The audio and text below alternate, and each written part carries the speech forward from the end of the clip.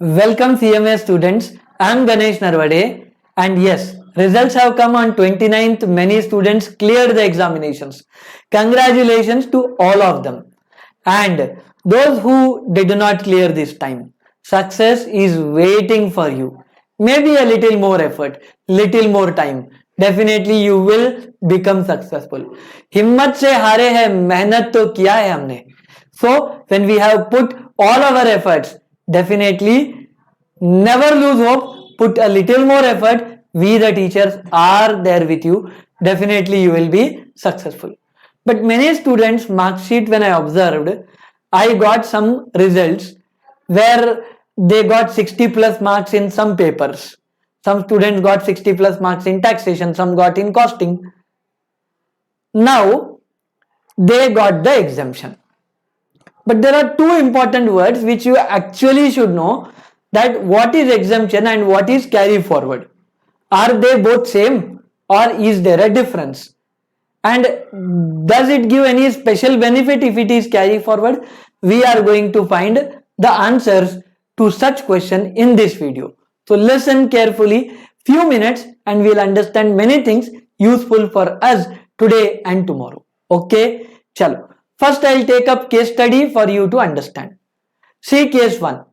First paper 70 marks, second paper 30 marks, third paper, come on, 20 marks, fourth paper you can see on the screen, right? Fourth paper 50 marks. Total how much?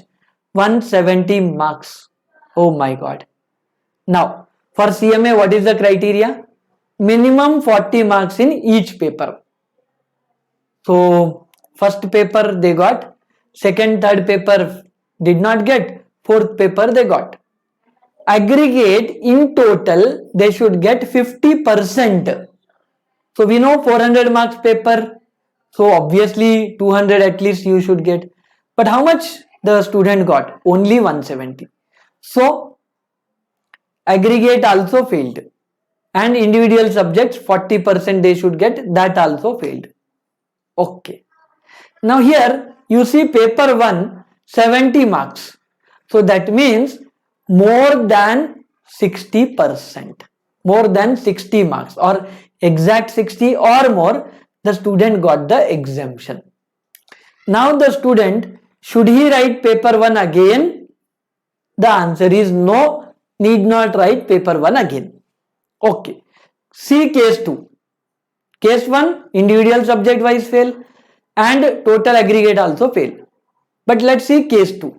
What happened with case 2?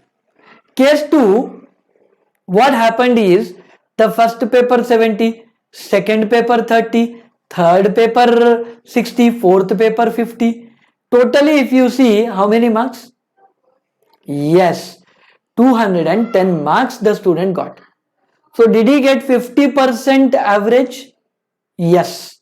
Out of 400, 200 he should get, but he got more than that. So more than 50%. Very good. But the problem is, failed in paper 2. 30 marks is less than 40 per paper.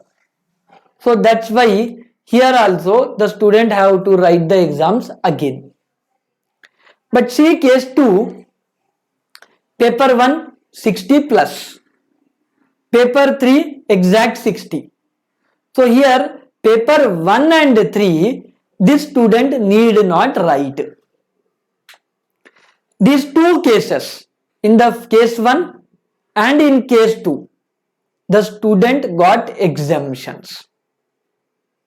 Case 1 and 2, the student got exemptions. That means those papers where he got 60 or more marks need not write again. Balance papers only he should write. Now see case 3. Case 3, when you see, the student got 40 marks in paper 1, 48 in paper 2, 45 in paper 3, 65 in paper 4. Totally 198 marks. Now here the student really bad luck here. I have so many students, I have seen the mark sheet. I really felt bad for them. So what is the state of affairs? Each subject wise the student passed. यानी 40, 48, 45, 65. That means each subject he got 40 plus marks or 40 marks, subject wise pass. But aggregate 50% did the student get? The answer is no. He did not get 50%. This third case comes in the category of carry forward. So when exemption you will get? If you get 60 plus marks in a particular paper, but you failed in some papers, that is category of exemption.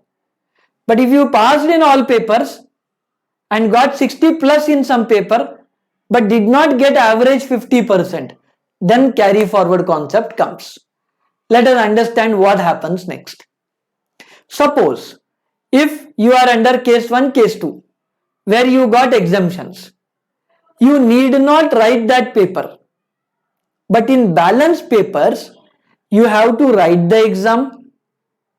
Each paper you should get minimum 40%, and all the balance papers together you should get minimum 50% marks.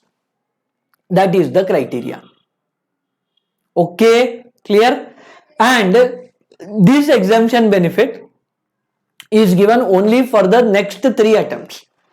So suppose somebody passed this mark sheet of case 1, case 2 are from Jan 2021 exams. So June attempt 21, December 21 and June 2022, till these 3 attempts only, these exemptions are valid. After that the student will lose the exemption if he don't clear the group. Clear? Any doubt? Exemption पूरा clear हो गया? That means when you get exemption,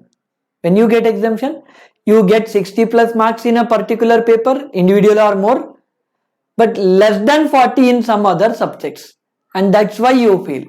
We call it as exemption category, and 3 attempts the exemption can be benefited. You can get the benefit of exemption.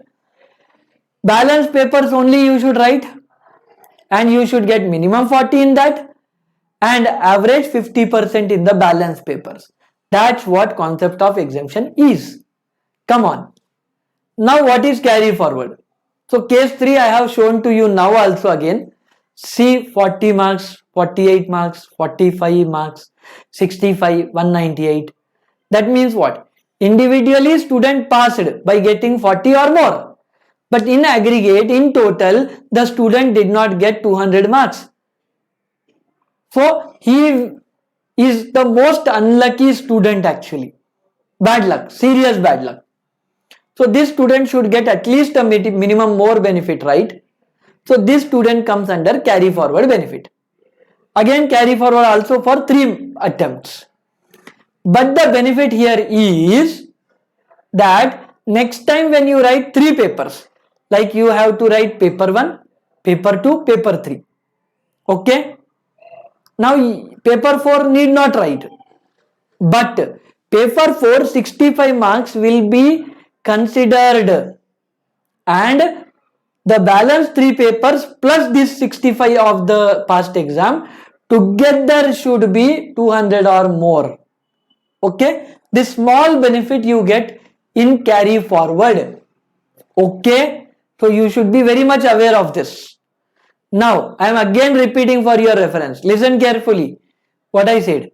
Suppose this person who got 40, 48, 45 and 65, 198 marks, that means next time when he writes the paper, he should get 40 in each paper compulsorily. The 3 papers what he is going to write, paper 1, paper 2, paper 3, 40 he should get. But when it comes to 50%, it will not be from these 3 papers only. The 4th paper marks which he got in the past exam will be added here, and then 4 papers together he should get 200 or more. This is what the benefit of carry forward. Now, once you get exemption or carry forward, don't write the paper. Okay, balance paper only you should sit in the examination. If you go to the same paper again, you will lose the benefit of carry forward and exemption. One more thing I will share with you, that how to get the exemption and carry forward. Should we give a separate application form? or during the examination form filling, do we have to do something extra? Some additional columns do we have to fill? The answer is you need not give any separate application form. You simply fill the exam form, don't write the paper in which you got exemption or you got carry forward benefit. That's enough. So don't do mistakes in relation to exemption and carry forward. Obviously, this video is useful for those students who are unlucky as of now and are going to succeed with great luck in the next exams. So share with everybody. And what topic you want to know more? Are you looking out for campus placement related information?